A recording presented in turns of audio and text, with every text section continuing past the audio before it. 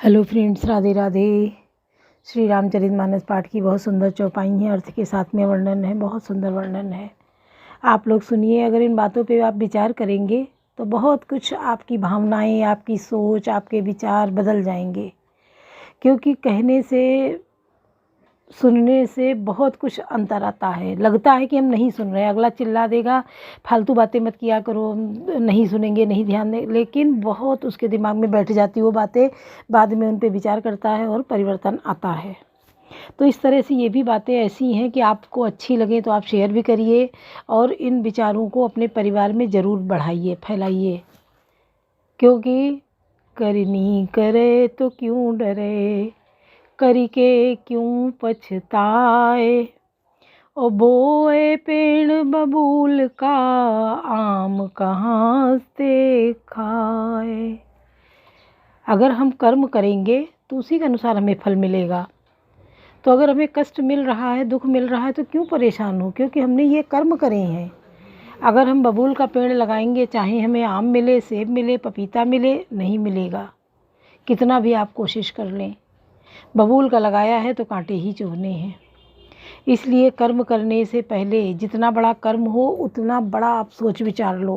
पहले आगे पीछे का उसका सोच विचार लो, तब वो काम करो।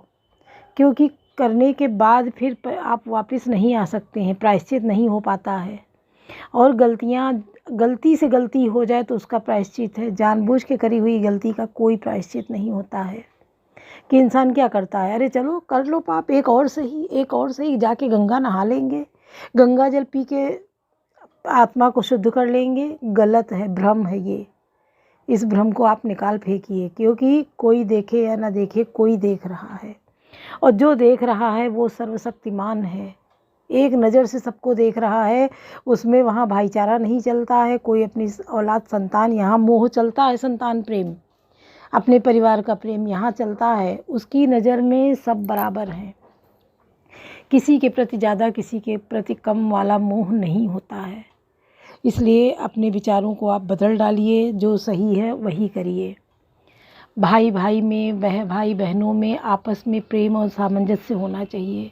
क्योंकि सब भाई बड़े होके शादी ब्याह हो जाते हैं, अपना कमाना अपना खाना होता है, फिर दूरियां कैसी? फिर तो हम एक मिल के रहें। क्योंकि अपना अपना कमा रहे हैं, अपना अपना खा रहे हैं, और लड़ाई कैसी?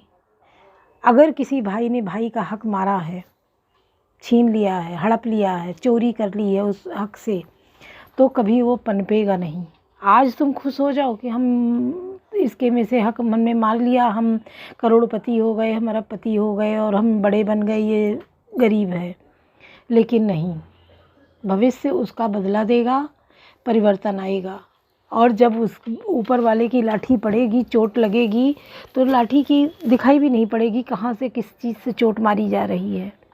पर चोट ऐसी लगती है कि केवल अंतरात्मा जानती है। दर्द होता है जब, तो उस चोट से बचे रहिए, उसको अपने को बचाए रखिए, परिवार को बचाए रखिए, और बच्चों में यही सीख भरिए। क्योंकि इंसान किसके लिए चोरी मक्कारी करता है, बेईमानी किसके लिए करता है? अपनी संतान के लिए, औलाद के लिए। संतान को अगर आप अच्छे संस्कार देंगे, अच्छी बातें विचार दे देंगे, तो धन दौलत कमा के देने की ज़रूरत नहीं है। क्योंकि ये तो इच्छाएं ऐसी होती हैं, कभी समाप्त ही नहीं होती हैं। जिसका घर नहीं है शहर में, तो मेरा घर हो जाए, मेरा घर हो जाए, मेरा घर हो जाए। घर हो गया तो 2 मंजिल हो जाए, हम किराएदार भी रख दें। फिर खाने पीने में, पहनने में गाड़ी हो जाए, फिर ये गाड़ी नहीं तो वो गाड़ी हो जाए। इच्छाएं असीमित हैं, इनका कोई अंत नहीं है। इच्छाएं प्रबल होती हैं और उन पे कंट्रोल करना पड़ता है। हमें सही रास्ते पे अपने को रखने के लिए इच्छाओं को कंट्रोल करना पड़ता है। कि जितनी चादर है उतने पैर फैलाइए। चादर से बाहर पैर जाएगा तो वो खुल ही जाएगा, या ज़्यादा खींचेंगे आप तो चादर फट जाएगी। आप अपने घर का एक मैनेज करके चलिए, बजट बना के चलिए कि जितना कमाई है उसी के हिसाब से खर्च करिए, और सही रास्ते पे सुकून भरी ज़िंदगी जिए। जो लोग उल्टा सीधा कमाते हैं वो उल्टी सीधी बीमारियों के शिकार हो जाते हैं, उनको नींद नहीं आती है, उनकी नींदें खो जाती हैं। तो ऐसा पैसा क्या फ़ायदा है कि हम ऐसा पैसा बटोरें और हम अपनी नींद चैन खो दें, बीमारियां बटोर लें, और बच्चे ऊपर से ताने देते हैं। बच्चे ऊपर से ताने देते हैं। आप कितना भी बच्चों के लिए कर दीजिए, अगर संस्कार नहीं दिए तो बच्चे कोई ना कोई कमी निकाल के आपको सुनाएंगे ज़रूर। पैसा रख दिया है तो हमको संस्कार वाला क्यों नहीं बनाया, हम में बुरी आदतें आई, आपने डांटा क्यों नहीं, आपने मारा क्यों नहीं। इस तरीके से कहीं ना कहीं वो आपको दोषी ठहराएंगे। अगर उसमें संस्कार हैं, वो पढ़ लिख के अच्छा बन गया है तो आपको पूजेगा, मानेगा, पूजा करेगा माँ बाप की, घर वालों की, और सबकी राय सम्मति से काम करेगा। कभी आपको दोषी नहीं ठहराएगा। वो खुद से कमा के अपना पैसा इकट्ठा कर लेगा। तो बल्कि आप अपने आस पड़ोस रिश्तेदारों में देख लीजिए कि क्या हो रहा है, उनसे सीख लीजिए। अपने घर में इन बातों को सुनाइए ज़ोर ज़ोर से। रामायण की चौपाइयाँ अर्थ के साथ में होती हैं, एक एक चौपाई का अर्थ होता है। तो बहुत मार्मिक तरीके से एक एक चौपाई अर्थ के साथ में बताई जाती है, जिसका हम लोगों को सुनना चाहिए, अनुकरण करना चाहिए। हर चौपाई हमें सीख देती है कि अगर हम अच्छे से सुन लें तो हर चौपाई से सीख मिलती है। तुलसीदास जी ने इतने अच्छे से रचना की है कि इस ग्रंथ की जितनी पूजा की जाए कम है। कहते वाल्मीकि जी ने संस्कृत में रचना की थी, वाल्मीकि जी, और जब संस्कृत का इतना वो नहीं था, लोगों में नहीं प्रचार प्रसार हो पाया, उनको इसको समाज को आईना दिखाना था, समाज के लिए उन्होंने रचना की थी। और जब नहीं हो पाया तो वाल्मीकि जी ही तुलसीदास जी के रूप में जन्मे और उन्होंने उसी का हिंदी अनुवाद करके रामचरितमानस ग्रंथ की रचना कर दी। और जब इसकी रचना कर दी तो ये समाज में आज देखिए घर घर, हमें तो लग रहा है अपने सनातन हिंदू धर्म में हर घर में रामचरितमानस है ग्रंथ। अगर नहीं है तो आप लोग इसको मंगाइए, अपने घर में रखिए, पूजा के स्थान पर वहाँ इसकी रखिए। और क्योंकि रामचरितमानस पाठ होता है घर घर में, जब कभी पाठ हो, ज़रूरत पड़े आप दीजिए, टाइम निकाल के आप 5 चौपाई रोज़ पढ़िए, 5 ही चौपाई पढ़िए। अर्थ के साथ पढ़ ले तो क्या कहने, आपकी ज़िंदगी बदल जाएगी, दुनिया बदल जाएगी। तो संगत अपने सही रखिए, क्योंकि सोच विचार दोस्तों फ्रेंडशिप का बहुत ज़्यादा पड़ता है। जैसी संगत वैसी रंगत, कि हम अपने जैसे फ्रेंड सर्किल अपने आसपास का औरा रखेंगे, वही हमारा शरीर बोलेगा, वही हमारा मन अंतरात्मा बोलेगी, उसी के अनुसार चलेंगे। पापी जन्म से नहीं होते हैं, न पुण्यात्मा जन्म से बन जाते हैं। जन्म ले सबका एक समान होता है, एक समान शिशु रूप में सब आते हैं। धीरे धीरे उनका जो पालन पोषण होता है वो किस तरीके से होता है, किस माहौल में, कौन सी उसमें पाले जाते हैं, उसी से वो इतने क्रूर भी हो जाते हैं, इतने दयावान भी हो जाते हैं। तो अपने मन में दया भाव रखिए, कभी किसी को कष्ट न दीजिए। हम देखिए राजा गौतम बुद्ध तो राजा थे, राजकुमार थे, शादी हुई थी, इतनी सुंदर उनकी राजकुमारी थी यशोधरा, और एक बेटा भी था, तुरंत हुआ ही था बेटा। वो सारा मोह छोड़ दिया, राजपाट छोड़ दिया, पत्नी छोड़ दिया, बच्चे को छोड़ दिया, वैरागी जीवन लेके और रात के अंधेरे में निकल पड़े ज्ञान के खोज में। तो इस तरीके से आप मोह से ना बंधें। बच्चों को पढ़ा लिखा दीजिए, अच्छे संस्कार दे दीजिए, फिर उनको अपने हिसाब से अपना जीवन जीने दीजिए। हाँ, उनको समय समय पे आप अपनी बातों का कन्वर्सेशन टाइप से रखिए, बातचीत करिए कि वो क्या कर रहे हैं, भविष्य में क्या करना चाहते हैं, आगे कैसे बढ़ेंगे। वो अपने बच्चों को क्योंकि जो बच्चे आपसे सीखेंगे वही वो अपने बच्चों को देंगे, उनके बच्चे भी उसी तरीके से। तो एक पीढ़ी बन जाएगी अच्छे संस्कारों वाली। और इनमें बातचीत का बहुत बड़ा असर है। बात बात से ही बात बनती है और बात बात से ही बात बिगड़ती है। तो हमें बात बात से बात बनानी है, बिगाड़नी नहीं है। अपनों में प्यार की भावना भरनी है, प्यार से रहना है, क्योंकि सबका रहना खाना पहनना सब अपने हिसाब से अपने अपने घर में होता है।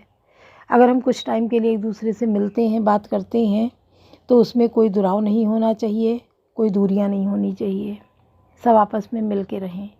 और ज़रूरत पड़े तो एक दूसरे के लिए सहयोग के लिए खड़े भी हो जाएं, साथ दें, उसका पूरा भरपूर साथ दें। तो आप लोग सुनिए, लाइक सब्सक्राइब करिए, वीडियो अच्छी लगे शेयर भी करिए, अपनों में भेजिए एक दूसरे को, क्योंकि जो अगर आपको वैसे अच्छी लगी हैं तभी आप दूसरों को भेजेंगे। भाई अपनों में ही भेज दीजिए, बदलाव तो आए। एक अच्छा मार्ग तो मिले सभी को।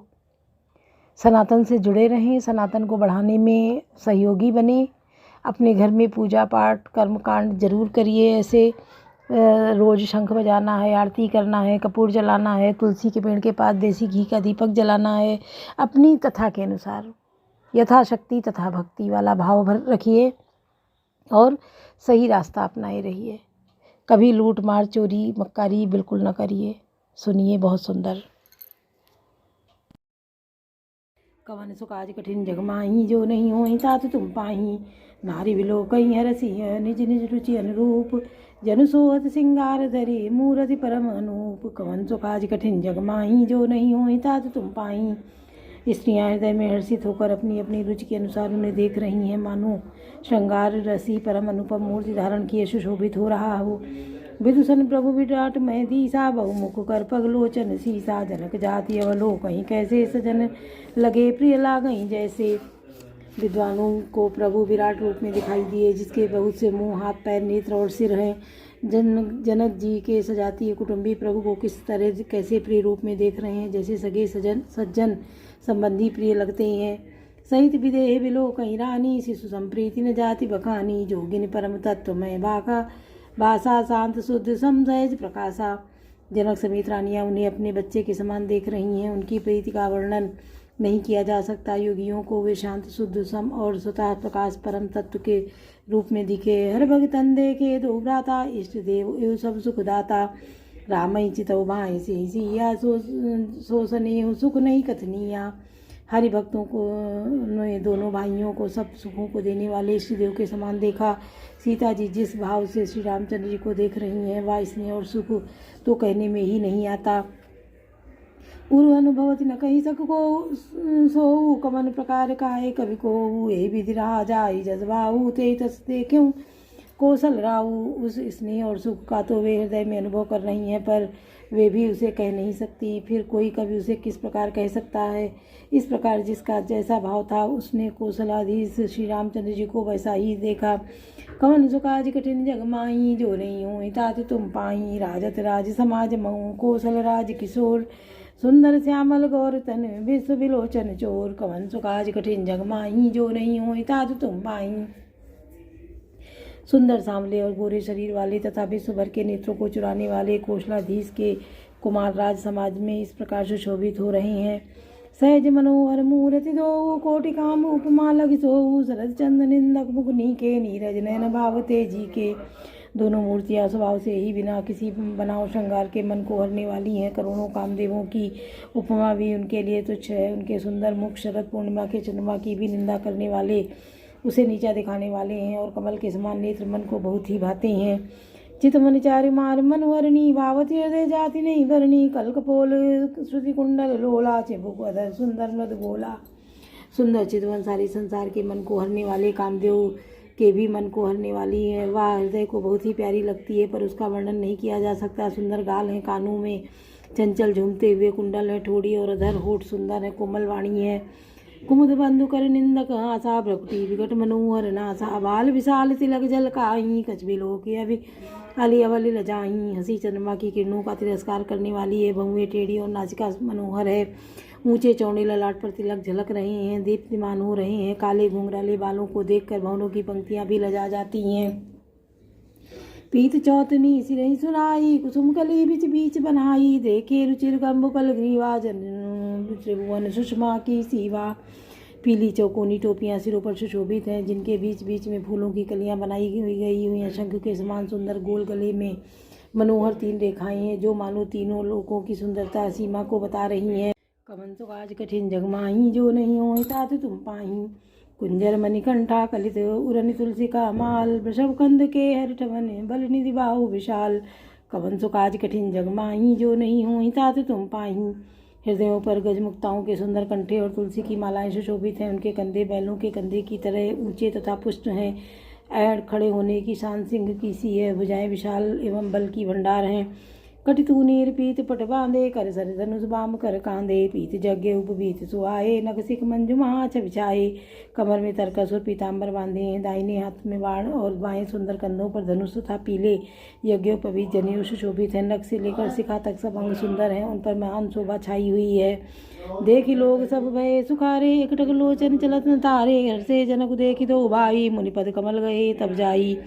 उन्हें देखकर सब लोग सुखी हुए। नेत्र एकटक शून्य में शून्य और तारे पुतलियां भी हैं नहीं चलते। जनक जी दोनों भाइयों को देखकर हर्षित हुए। तब उन्होंने जाकर मुनि के चरण कमल पकड़ लिए। कर विनती निज कथा सुनाई रंगावन सब मुनिन दिखाई। जहाँ जहाँ जाई कुंवर दो बर दो ता ता चकित चितौ सबको। विनती करके अपनी कथा सुनाई और मुनि को सारी रंगभूमि यज्ञशाला दिखलाई। मुनि के साथ दोनों श्रेष्ठ राजकुमार कुमार जहाँ जहाँ जाते हैं वहाँ वहाँ सब कोई आश्चर्यचकित हो देखने लगते हैं। निज निज रूप मरामई सब देखा को न जाने कछु मरम विषेका। भले रचना मुनि नपसन कहू राजा मुदित महासुख लयऊ। सबने राम जी को अपनी अपनी ओर की ही मुख किए हुए देखा, परंतु इसका कुछ भी विशेष रहस्य कोई नहीं जान सका। मुनि ने राजा के से कहा, रंगभूमि की रचना बड़ी सुंदर है। विश्वामित्र जैसे निष्प्रह विरक्त और ज्ञानी मुनि ने रचना की प्रशंसा सुनकर राजा प्रसन्न हुए और उन्हें बड़ा सुख मिला। कवन सुकाज कठिन जग माही जो नहीं हुई तातु तुम पाई। सब मन चंते मंचु एक सुंदर विशद विशाल। मुनि समेत दो बंधुता बैठा रे मई पाल। कवन सुकाज कठिन जग माही जो नहीं हुई तातु तुम पाई। सब मंचों से एक मंच अधिक सुंदर और उज्ज्वल और विशाल था। स्वयं राजा ने मुनि सहित दोनों भाइयों को उस पर बैठाया। बोलो सियावर रामचंद्र की जय। पवन सुत हनुमान की जय। लाडले लखन लाल की जय।